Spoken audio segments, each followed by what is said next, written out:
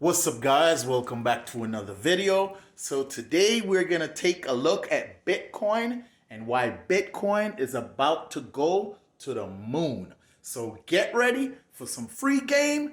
We're about to get it.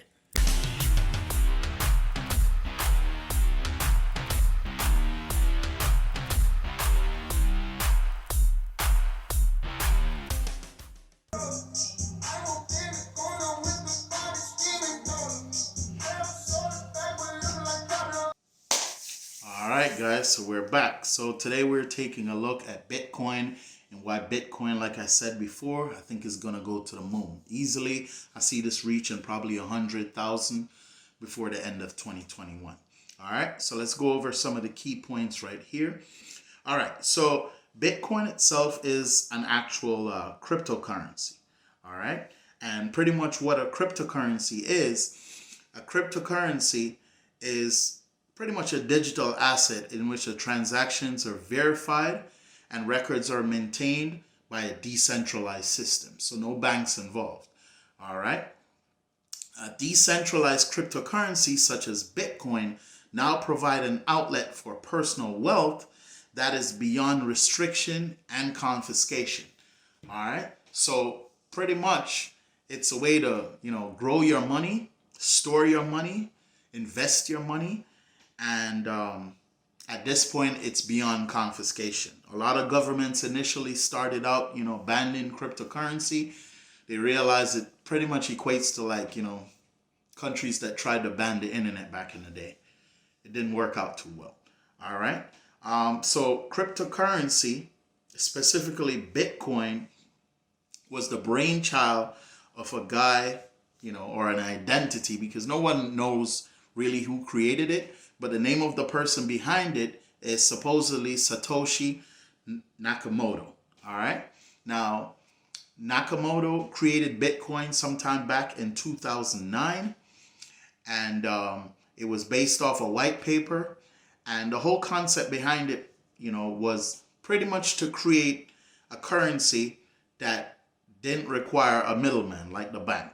So it was designed to be a peer-to-peer network, where I could send a payment directly from me to you, and there was no middleman, no bank involved, and the transaction fees were pretty small.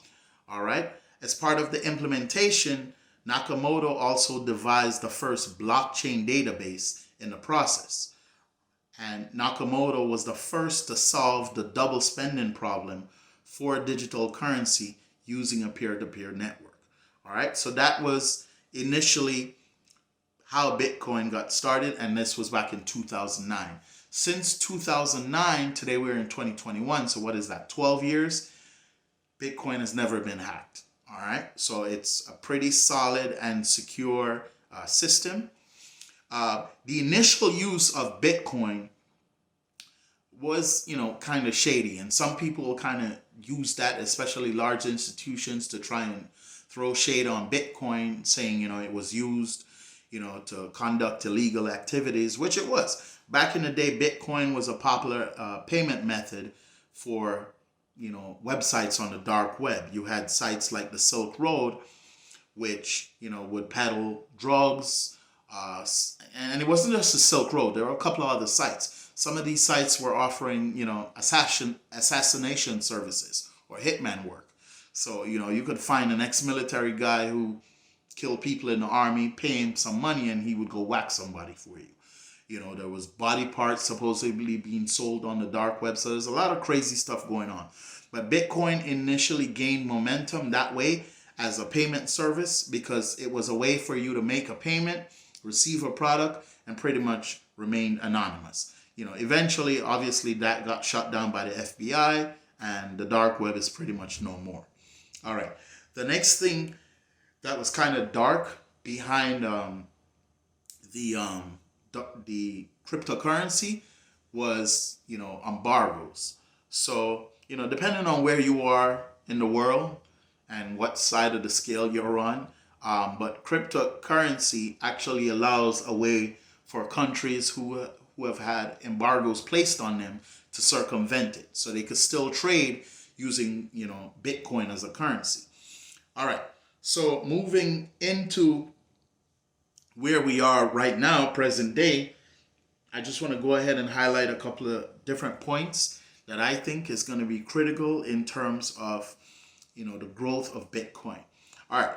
So one of the first things I want to mention is the fact that now Bitcoin is now available to one of the major sources of online payments, which is PayPal. PayPal is pretty much a payment service, but it also acts as a banking service because you could use it to, send money. You could use it to store money.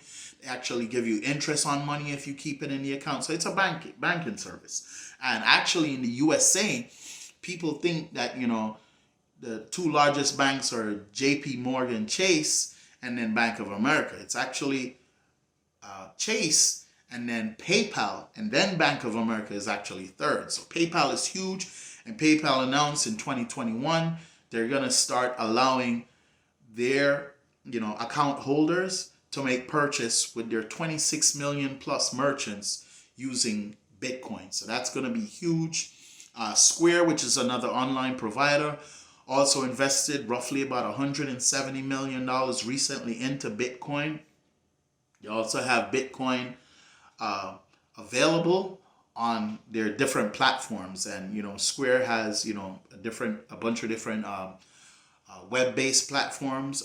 One of those platforms, one of the popular payment platforms, is Cash App. All right, so Bitcoin is being embraced by those companies as well. The other thing that I wanted to mention was that large players in the game, like Elon Musk. Elon Musk runs Tesla and has a bunch of other ventures, and he's also a revered investor. He purchased $1.5 billion worth of Bitcoin recently, and that actually spiked up the price of Bitcoin. And he's also saying that Tesla will now start accepting Bitcoin as a form of payment. So you want to go ahead and get the Cybertruck, you can use your Bitcoin and do that. All right. There's another guy who's a big player in the financial sector. His name is Anthony Pompliano. All right. And he runs a hedge fund, which is pretty much geared towards investing in cryptocurrencies or blockchain technologies. All right. This guy is also very bullish on it, obviously. And this guy is very popular within the financial circuit. He also runs a popular podcast, which is called the Pomp Podcast. All right. And then the last thing I want to mention for you guys is the fact that with the dropping of this new stimulus, which is about to be $1.9 trillion, they did a survey recently, and most of the people that are planning to get this stimulus are pretty much saying they intend to invest upwards of 40% of that stimulus check into something like Bitcoin, into some type of cryptocurrency. And we all know who the big dog of cryptocurrency is right now. It's Bitcoin. Second is Ethereum, but Bitcoin is definitely the big dog. So I would say within the next week or so, expect to see a huge spike in Bitcoin. And then you have other companies like JP Morgan Chase, who recently they sent out a notification to their private banking clients. And apparently to be a private banking client for JP Morgan Chase, you have to have a $10 million deposit in your account. All right. But they pretty much sent out some information saying, hey, listen, brace yourself, guys. We're about to start providing information and services for you to be able to invest in Bitcoin. So I see Bitcoin, easily going to 100,000 this year. I personally am invested in it. I would say I own probably about 10% right now of one Bitcoin. All right. So that's pretty much it, guys. Don't forget also that we got the WhatsApp group going. If you want to get into the group, all you got to do is just comment your Instagram name on this video, and I'll go ahead and shoot you a DM on how to get into the group. Thanks again for watching the video, guys. I hope you found the information useful. If you did, do not forget to like, and subscribe. Thanks again for watching, and y'all have a great day. Peace.